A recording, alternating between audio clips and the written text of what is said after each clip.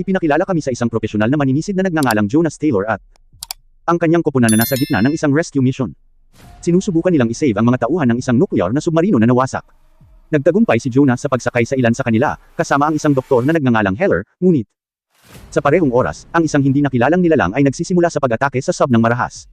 Sa ilan sa kanyang mga tauhan na nakulong sa loob ng nasirang submarino, napilitan si Jonas na gumawa ng isang matigas desisyon. Laban kay Doktor ang mga pagtutol ni Heller, iniwan niya ang mga nakulong na miyembro na pagtanto na ang pagtatangka. Ang pagsadyap ay haantong sa tiyak na kamatayan para sa lahat. Malalakas silang makatakas sa oras lamang habang ang hindi nakikitang puwersa ay nag-aalis ng nasira na submarino. Ang eksena pagkatapos ay pinutol sa 5 taon ng maaga, dalhin kami sa isang pasilidad sa pananaliksik sa ilalim ng dagat na pinangalanan.